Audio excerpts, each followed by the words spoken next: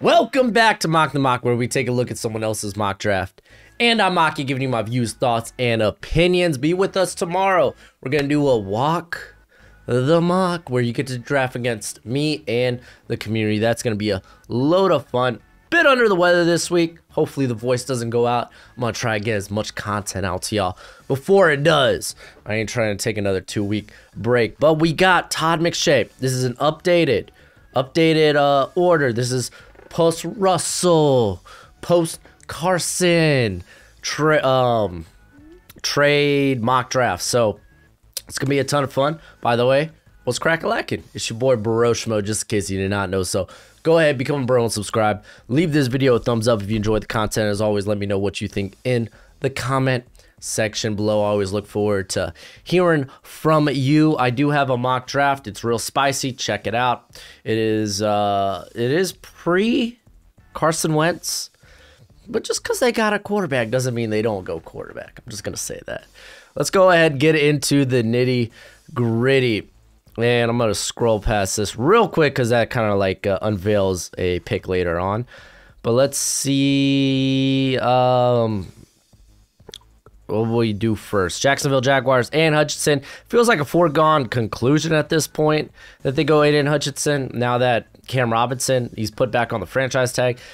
They said they're going to lean on Cam Robinson and Walker Little as their left tackle next year. So, yeah, they're going Aiden Hutchinson. For a lot of people, he's the best player in the draft. He had a banger combine.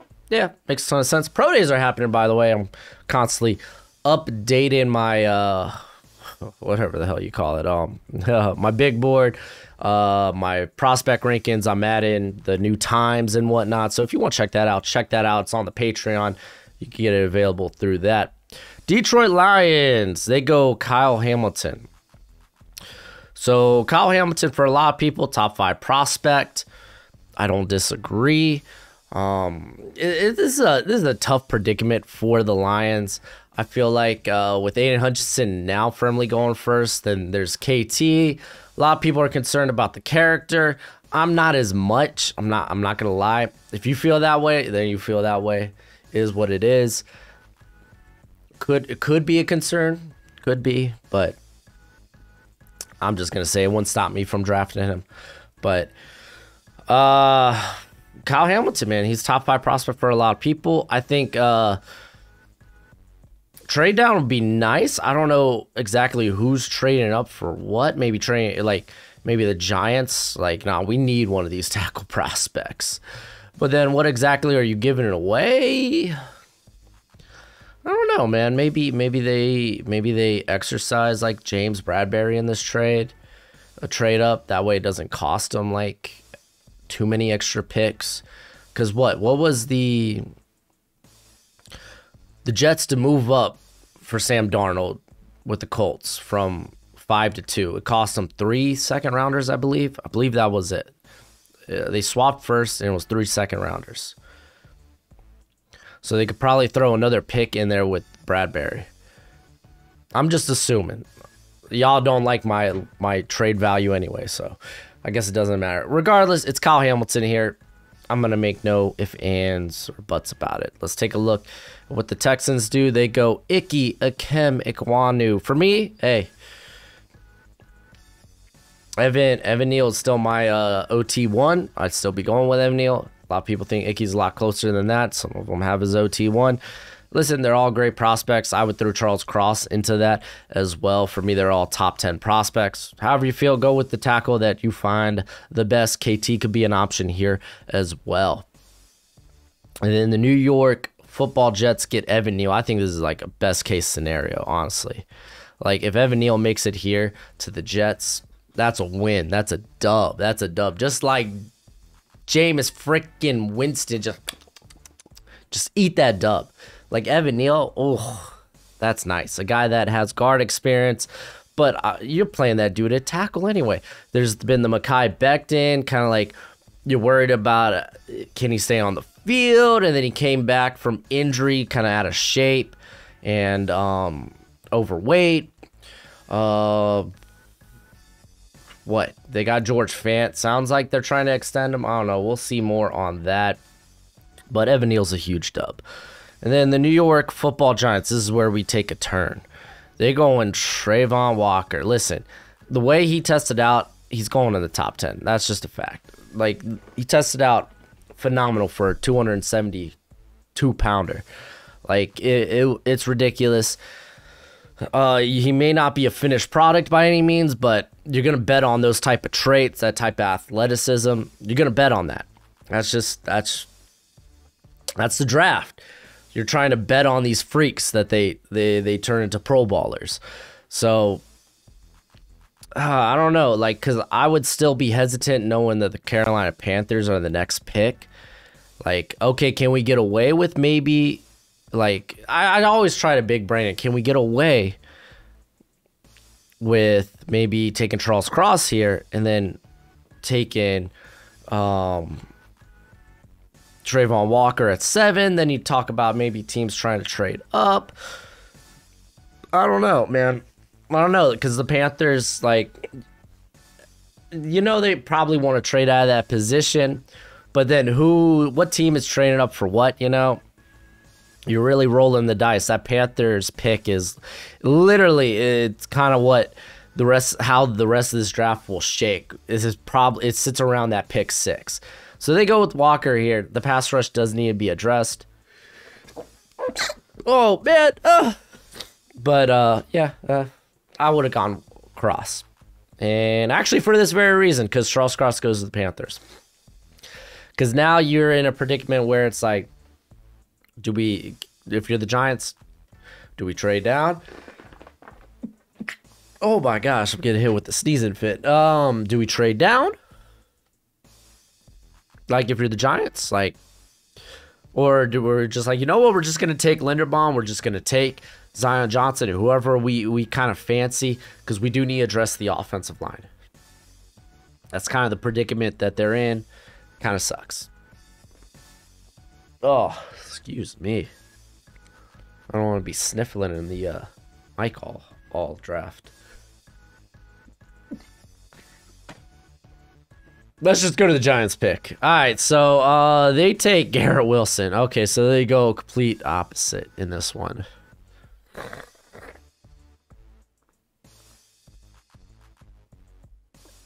I don't like this pick. For as much as they invested at wide receiver in a first rounder in Kadarius Toney, signing Kenny Galladay to that big deal, like, you gotta believe in that talent at some point that you're not gonna use it to like draft. Like, why aren't you addressing the offensive line? This is why you should have done it at 5. Because now you're in a predicament. It's like, ah, crap. Well, let's just, I guess, take the next best player on our board. I guess that happens to be Garrett Wilson. You would think maybe Sauce. You would think maybe Steenley. I know not a lot of people are fancying Steenley right now, but a lot of the word around the combine was Sauce is quarterback 1. Maybe you go with him here. But, like, the problem with Daniel Jones last year, I wouldn't say was necessarily the playmakers, though they did struggle to stay healthy, but it was the protection. You have to address the protection at some point. You would think you would do it in the draft. I don't know. All right, Atlanta Falcons, Drake London. Now that the Calvin Ridley suspension's been handed down, he's gone for a year. They actually refused to trade him because they knew it was coming, which, good on you, Atlanta. That's a nice playmate, not to dish a player that you know is about to get suspended. But yeah, I think receiver kind of like becomes a big. Ooh, I think Atlanta, this be a nice trade down spot as well. But again, it's like you gotta make the case, what are teams trading up for? You know, I guess KT's still on the board at this point. So yeah, if you're the Falcons, like, I guess receiver. But if I know I'm taking a receiver, I'm probably gonna trade down, just knowing that the debate who the top receiver is stupid wide open, you know? So, yeah, Drake London. I love Drake London. Some people, they don't really fancy him, but I think he's good. I think he's quality. Top 10, though, still a bit rich.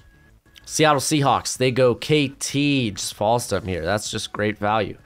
Great value. Listen, if you're the Seahawks, oh, that was my knee. I think you're invested in getting a quarterback in next draft. You got 2 first-round picks. You can make it happen. You're a team devoid of talent, especially defensively. They released Bobby Wagner. Maybe they do something with Jamal Adams. Maybe he's just stuck in the bed that he made, you know. But yeah, so they get KT. They're just add talent. If you're the Seahawks, just add talent. Just add talent. You're in a rebuild. You need players. So good pick. Good pick. All right. So Ahmad Sauce Gardner going to the Jets here. That's pretty nice. I like that pick. Yeah, pairing him up with Bryce Hall. You got Brandon Equals, who's a good sub-package player, as well as Michael Carter. Guidry also proved himself to be a pretty useful piece there. So, yeah, not half bad. And then the Commanders, the newly Carson Wentz Commanders. They go Devin Lloyd. They get a linebacker. I'm not going to lie to y'all. This feels high for Devin Lloyd. I think Leo Chenal, straight up, I think he's going to go a lot higher than people think. Like, if he's the first linebacker off the board, it's not going to surprise me. The way he tested out, like really watch out. Watch out. This guy, I thought, like, his movement skills weren't half bad. They at least, they tested out way better than I expected at his pro day just recently. So, would I take him at 11? Probably not. But, I don't know, man. If you're the Commanders, you're probably trying to trade down and get back some value that you lost on that Carson Wentz trade. And then the Minnesota Vikings go Jermaine Johnson. Oh, no Derek Stingley. That's interesting. So they talk about Danielle Hunter and DJ Wonnum being a tenacious pass rushing duo. Though with Hunter, you don't know exactly. I don't know. They're going to probably try to rework his contract. And then Wonnum, I feel like, is a better rotation guy. Jermaine Johnson would be a nice addition, but still, you're sitting there with one of the worst quarterback rooms in all of football. Easily probably the worst. So I would take a shot on Derek Stingley. I think it's worth the go. Cleveland Browns, is this going to be not a receiver? It's not. It's Devontae Wyatt. Yo, straight up, if Jordan Davis wasn't at the combine, like, we'd be talking about guys like Travis Jones and Devontae Wyatt, because they had one hell of a performance. But Devontae Wyatt, he would give him a good run stuffer with that pass rushing upside. Very explosive, probably the most explosive guy in the interior class. Baltimore Ravens go Trevor Penning. I really think Trevor Penning's probably going top 15. I really do. He would be a good fit to the Ravens' blocking scheme there. You know, he's going to be a phenomenal run blocker, at least early on. Could work on the pass blocking, pass protecting aspect of that. We know he's not exactly technically sound, but you love how he tested out. You know, he's at least he could make an immediate impact for the Ravens, who also just lost Villanueva to retirement. They do have what is it, Jaquan Jones or some James? I can't remember. Former Dolphins player, and Broncos, but he's a year removed from a couple of injuries, so I don't know about. You don't want to put your eggs all in that basket. And then the Eagles, Derek Stingley, great pickup. He falls down here at this pick. That was actually what was on the little thing that had Mel and Todd. By the way, let's take a look. I did Mel dirty. Look at what the facial expression I paused on. Let's look at that. I did you dirty. Mel. I did you dirty. So Derek Stingley is a phenomenal pick. They need to add more, I would say, competition to that cornerback room. What do they do with their next pick, though? David Ojabo. Rumor is they fancy David Ojabo. So they go get David Ojabo. Throw him into that pass rush. Rotation with Brandon Graham. They got Sweat there too. Chargers, Jordan Davis. No surprise. Everyone's been chalking this forever. So, yeah, no, Davis, I still question, man, can he cut it as a pass rusher consistently? Regardless, you're getting a phenomenal run stuffer. You kind of bet on a guy with that type of athleticism at 340. It was just impressive running a 4.78, the 10 foot and 3-inch broad. It was stupid impressive. So, yeah, I don't see him falling past here at 17. I honestly think he'd probably go much higher just because someone's going to want to bet on those that athleticism. And then we have Kenny Pickett to the New Orleans Saints. Listen, if he's going to the first round, he's going to probably a dome team. The dude's accustomed to playing with 2 gloves. He's double jointed. I don't know if that makes a difference, but that thumb, apparently it can move in all kinds of ways. He must be a real ladies' man. But, yeah, Malik Willis, man, I don't know, man. Malik Willis be interesting just given the upside, but I get it. Kenny Pickett for a team that's at least defensively has it very well put together. Offensively, they're going to be like they should add some receiving pieces. I don't know how much they'll be able to do in free agency. We'll see. But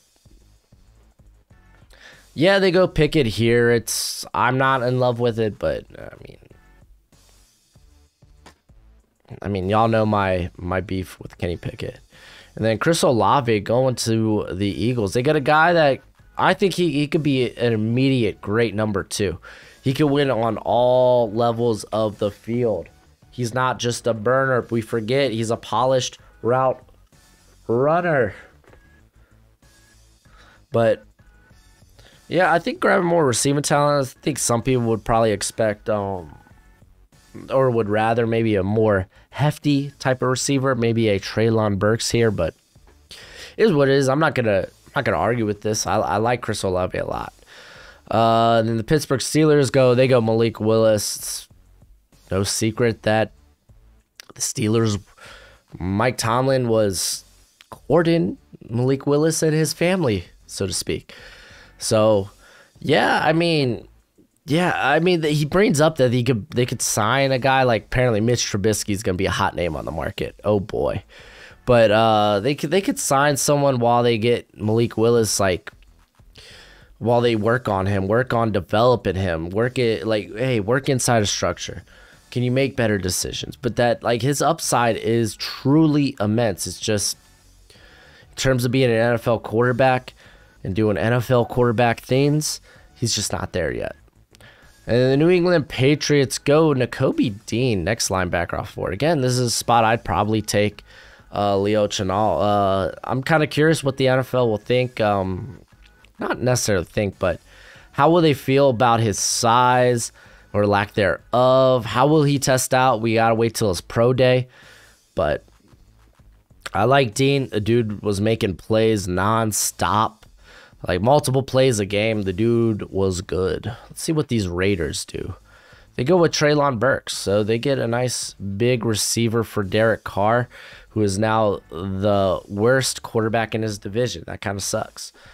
Not to say he's a bad quarterback, because that's a very talented division. So I guess if you're going to hang with these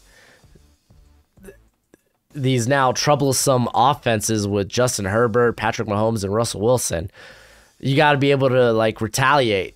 So getting Derek Carr more weapons might be vital. I don't know. Zion Johnson getting some help on the offensive line, I think could be vital too. So Zion Johnson. I think Tyler Linderbaum's still on the board here.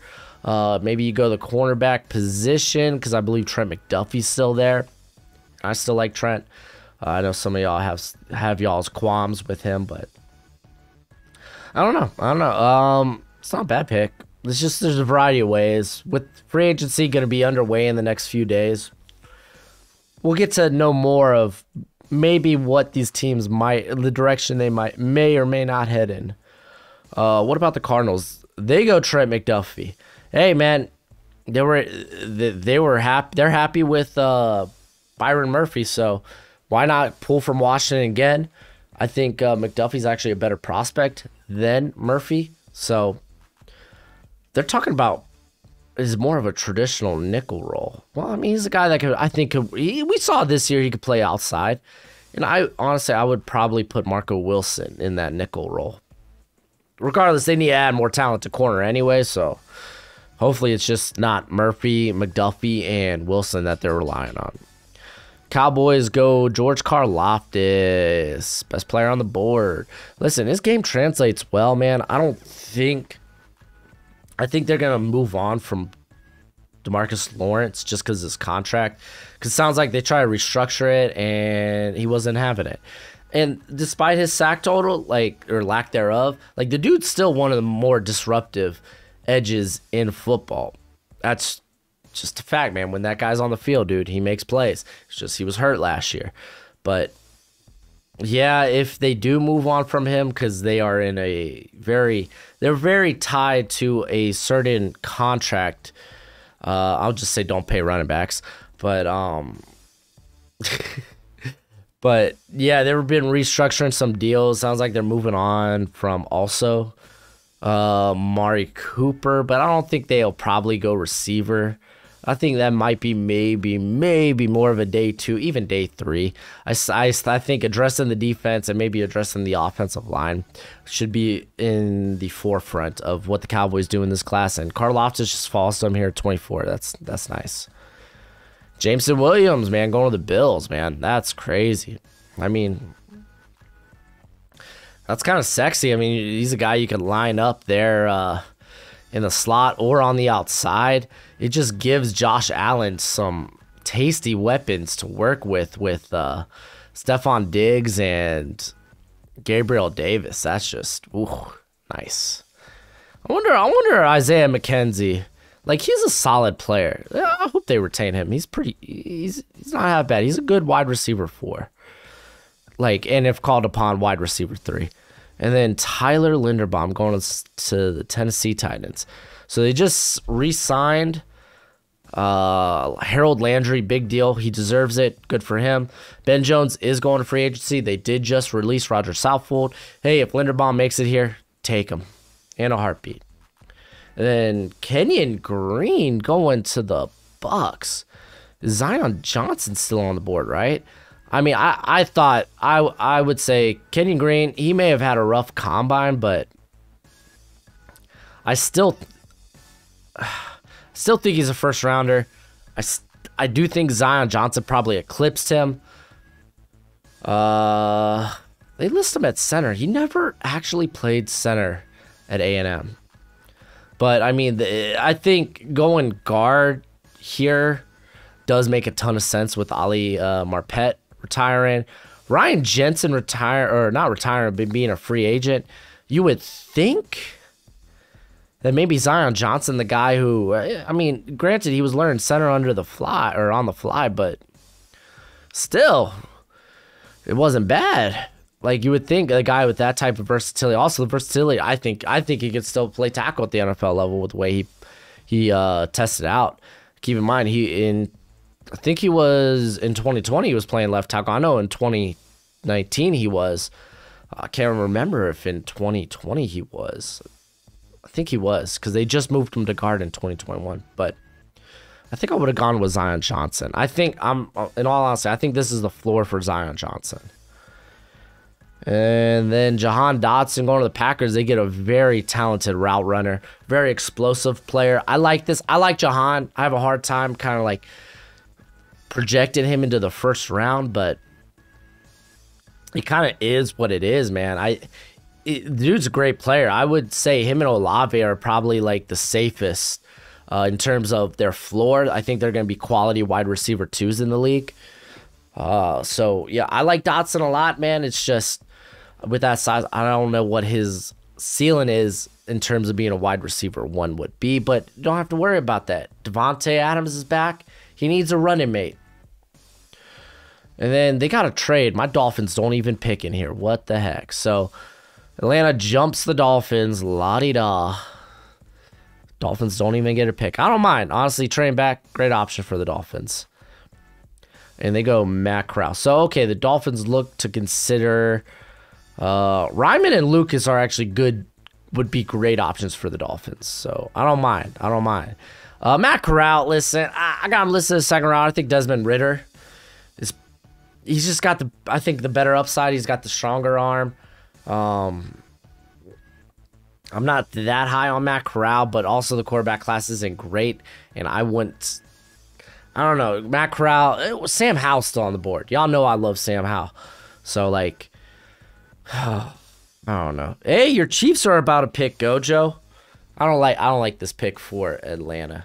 But hey, the Kansas City Chiefs are picking. Come on, bud. It's your turn to be in the video. We know you're a big Chiefs fan because you're a bandwagon fan. All right, they go Daxton Hill. Do you like that pick, Gojo? Do you want to talk about that pick? Oh, you like it? Yeah, Daxton Hill tested out real nice. He tested out real nice for at the combine. Guy that's capable of playing in the slot. That's where I actually played a majority of the time. There at Michigan. But the dude has the movement skills. He has the speed. Coach was like, why are you talking to me like that? The speed to play there at free. Pairing him up with Juan Thornhill would be nice. I like that, especially since Honey Badger probably not coming back to town. So, and they typically like their 3 safety sets. So hopefully, don't be bringing back Sorensen. Don't do it. So Zion Johnson, he makes it here to the Bengals. This is like a wet dream if you're a Bengals fan. I don't see it happening. Good luck. And then finally, we have the Detroit Lions going Boye Mafe. Because they went Kyle Hamilton in the first. Yeah, Mafe is an interesting thought. Charles Harris is a free agent. You would be pairing him up with the Akawara brothers. You still have Trey Flowers because the contract sucks. So you're still tied to him. But you would think, if I'm the Lions, I might be taking a shot here with the fifth year option for Sam Howell, for Desmond Ridder. I'd take a shot on one of those guys. Listen, you're the Lions. Why not swing for quarterback in this class? Especially with, like, Howell and Ridder. They're in my top 3. Like, I would swing for quarterback at 32 if it falls like this. Unless it's like Pickett or Strong, those guys, I'm not taking in the first round. But I'd be willing to think about Corral. I'd be willing to think about Ridder. I'd be willing to think about Howell. Knowing they get a 5th year option with this pick, I'd be willing to take that swing of the bat. But yeah, that's Todd's draft. Very interesting. A lot of the same names we're starting to see. I don't think there was anyone too surprising that snuck into the first round here. No, yeah, I don't think there were really any surprising names, but let me know what you think in the comment section below. By the way, this is the thumbnail. That's it for the video. Hopefully my voice sticks around, but until next time, you be easy, my friends. Later.